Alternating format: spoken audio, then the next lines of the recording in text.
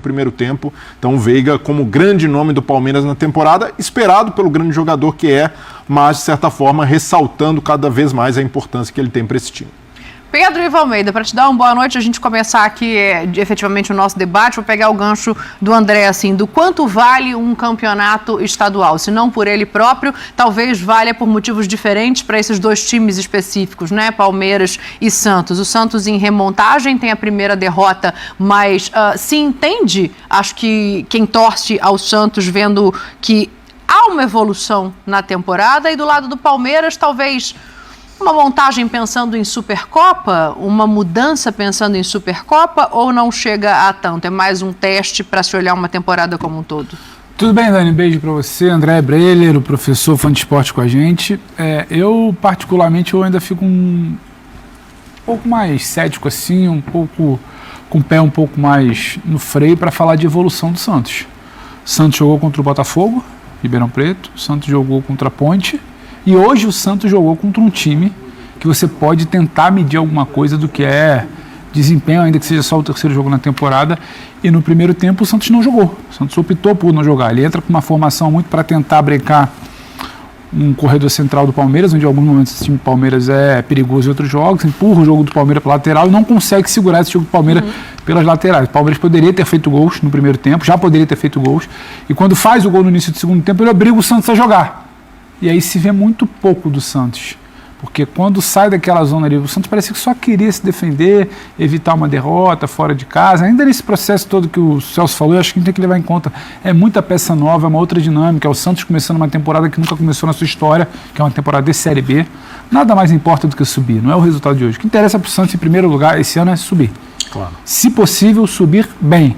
Depois a gente vai analisar se ganhou o primeiro clássico contra o depois. Só que para hoje era um Santos que não queria exatamente muito jogar. Fecha ali o meio-campo com 3 homens, joga o Palmeiras para lateral. O Palmeiras cede muito ao Palmeiras no primeiro tempo, continua cedendo no segundo tempo, toma 2 gols e aí começa a partir para um jogo. Acho que o gol nasce muito também de um erro. Acho que o Gustavo Gomes, que vinha tentando se recuperar, acho que ele tem problemas nos últimos meses, vinha tentando se recuperar, acaba falhando. O Santos aproveita, acelera. Tem o Aderlan, tem o Casares, tem o Otero, sai um gol e o jogo fica 2-1 e parece que ele trava num cenário que é um Palmeiras tentando acelerar numa boa. O Santos, quando precisa apresentar um volume, uma criação, é o terceiro jogo só da temporada, claro, é normal, mas ainda não apresenta. E uma remontagem, acho que eu vi um Santos organizado, por isso eu penso no... Eu acho que isso é o mais importante. O termo é esse, organizado. Não tinha como ser muito mais do que isso. Não dá também para pesar a mão porque perdeu um clássico. Só que evolução, acho que é um termo que talvez a gente vai usar um pouco mais para frente, em termos de competitividade, em termos de como esse elenco vai, sabe, receber uma derrota num clássico como algo normal ou não. Acho que a torcida não quer normalizar, mas o que é o Palmeiras dentro do Allianz hoje, com todo esse trabalho que o André já falou, que é quase que europeu, de mesmas peças, mesmos jogadores.